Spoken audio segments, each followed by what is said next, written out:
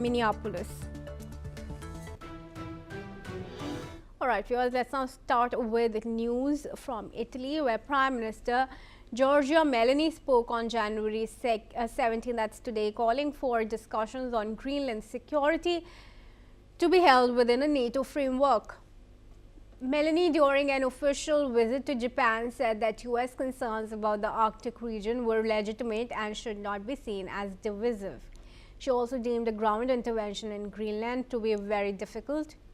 Italy, which has had observer status on the Arctic Council since 2013, has updated its policy in response to the recent tensions between the U.S. and Denmark over Greenland. U.S. President Donald Trump has renewed his calls for American control of Greenland to block Russia or China's influence, but the island has rejected the idea. This week, European countries sent military personnel to Greenland in support of Denmark, a move that Italy's Defense Minister Guido Crosetto expressed uncertainty over. Let's listen in. Io ritengo che la questione del rafforzamento della sicurezza e della presenza degli alleati in Groenlandia sia un tema serio, che però sta nell'ambito della del dialogo all'interno dell'Alleanza Atlantica, cioè la Groenlandia va considerato territorio, diciamo così, di responsabilità della NATO.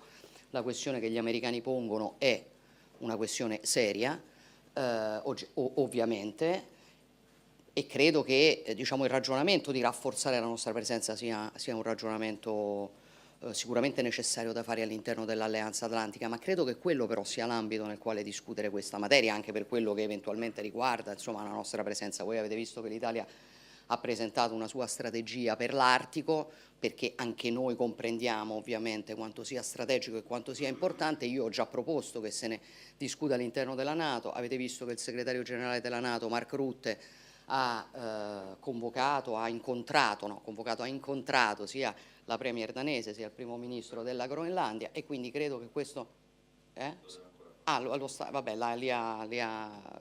organizzato l'incontro, e quindi penso che quello sia il ragionamento che va fatto. Ma vi ho sempre detto, e sono convinta di questo, che io considero molto difficile un intervento di terra, militare sul tema della Groenlandia. Io credo che la questione sia politica e credo che politicamente verrà risolta, e verrà risolta chiaramente anche, secondo me, anche con un impegno maggiore di tutti gli alleati su un'area che è strategica per tutti, e non lo è solo per gli Stati Uniti, lo è anche per noi, lo è anche per l'Europa, forse non voglio dire di più, ma insomma quasi allo stesso. All right, I now request David K. Johnston, who's an American author, joining me in this discussion. Thank you very much, David, for joining us. What do you think has, sparked this kind of a response from Meloni after, European countries have sent their troops to Greenland? Meloni is saying that U.S. concerns can't be brushed aside. Well, this is an amazing story, Kriti, because NATO doesn't need further protection from China or Russia. NATO is obligated to protect Greenland. So Trump's assertion that the U.S. needs to own Greenland in order to protect it from China and Russia actually does the opposite. What it does is break up the NATO alliance if he were to militarily take the island. Yeah. So this whole episode and the news coverage of it throughout that I read, mostly from the United States and Europe and Canada, it seems to miss this fundamental point. It's like forgetting that the sun rises in the east, not in the west. It's a basic fundamental. Meloni is, I think, trying to find some ground to focus attention on this without making Italy an enemy of Donald Trump, because her remarks have been, in various news accounts, interpreted in dramatically different ways. All right, sure. So what's next then for Trump? Because there's been a lot going on, including the U.S. congressional delegations that's spoken out, and the protests in Germany against Trump's acquisition bid. Do you think Trump can really go on acquiring Greenland as he pleases to? Because that really does not seem to be like a clear path ahead.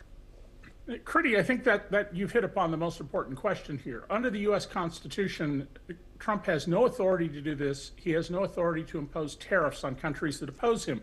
But so long as the leadership of his party in the House and the Senate bend their knee to him and don't invoke their authority, he's going to continue to behave like an acquiring dictator. And so it's important that among the people who went to Copenhagen were some Republicans. And we are seeing a very few Republicans who are standing up to Trump. And keep in mind that Trump's MAGA base, by and large, is against any foreign interventions. One of the things they got that made him appealing to them was we're not going to be involved in these land wars that go on forever, as with, for example, Afghanistan. Sure. David, thanks for your comments here. We now move on, viewers. An Iranian eyewitness has described the violent crackdown on protesters in Tehran as hell.